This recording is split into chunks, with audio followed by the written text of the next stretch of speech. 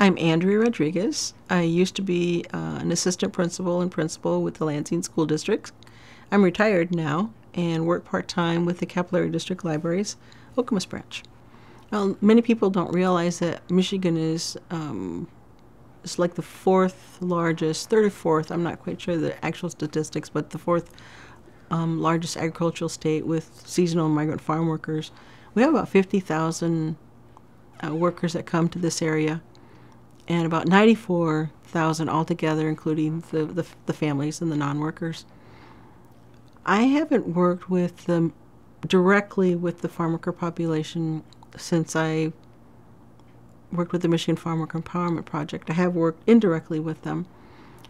One of the challenges that I had specifically in working with the children, the migrant children, is, well, they're migrant. And so oftentimes they're moving from location to location, so they wouldn't finish out the school year or even during the summer programs because their parents follow the crops, so they follow the work. And of course the kids go with them. Well, some of the negatives or the challenges in having the students leave early or not having consistency in the schools is that they're not finishing up a particular subject or a unit. For example, let's say you start a math unit. Well, they're not going to finish that and they're going to get behind. So if they're moving from place to place, then the teacher is having to get to know that child again. So it takes a few days to figure out what level they're at. And so they miss a lot of academic time. I've been a Covenant Associate with Our Lady of Victory Missionary Sisters, OLVM, for 30 years. I celebrated my 30th anniversary. I associated with them back in 1985. Sister Mary Ann Michaels was the first person that I met, and I remember so vividly when I met her. Being an associate, anybody who's 18 years old and older, Catholic, non-Catholic, male, female, married, single, can be an associate with the OLVM sisters. Being an associate to me has changed throughout the years, from the beginning to now. Again, it's been 30 years. When I first started, I wouldn't have considered myself a very religious person. I had just graduated from college, and Sister Mary Ann came up to me and offered me a job, and I didn't think that working with a Catholic sister was like the best thing to do, and I didn't really want to work with her. But when she sent the information to me, the job proposal, I knew that was a job I wanted to do, and that was working with the Michigan Farm Worker Empowerment Project. The Victory No Sisters work specifically with the oppressed and the marginalized.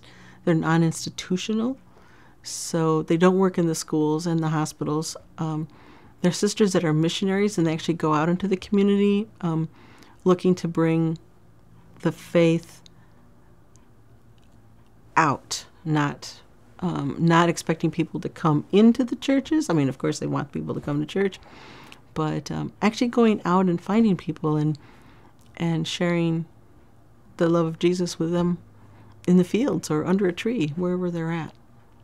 Staying in contact with the associates has evolved throughout the years. In the past, there were more sisters and there were more associates. The number of sisters is decreasing, as well as the number of associates. In the past, there were probably about 10, 12 sisters in the Michigan area. There aren't any at this time. I'm fortunate because the mother house is in Indiana, so it's easier for me to keep in contact with them. There are two other associates in the Lansing area, one who lives here with me, and another person from the church. So there are three of us, and we meet periodically. I participate in the events that happen at Victory Knoll, or the Mother House. We had just last year, we had a 35th anniversary of all the associates as associate program. So we were able to get together as a large group. About 40 or 50 of us got together. In the past, I was involved with mission groups, and we met on a monthly basis. And that was with sisters and other associates. But like I said, it's kind of gone through an evolution. Actually, I have recently been asked by the sisters to meet with the other associates, prayer and covenant associates, to interview them and find out what kind of relationship they want in the future with the sisters. The Hispanic Women Network was founded in 2010.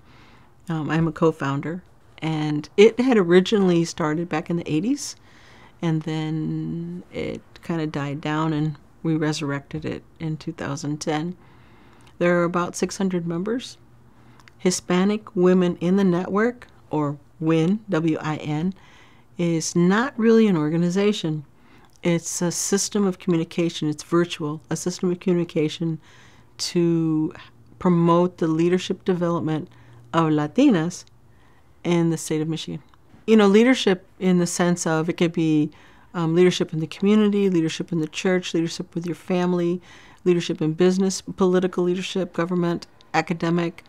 It's wherever that particular woman is at and working with that individual as far as that person wants to go. So we have women who are very active, and we have some who are moderately active, to the point where maybe it's just informational for them, because at the point that they are in their life, they just need to get information about what's available, to the point that some people actually want to be directly involved. And we've had like Latina summits, for example, and focus groups at a couple of universities. And so those individuals can get as involved as they want. So it's kind of it's a unique system that's been created that can be available for a particular female whenever she needs it.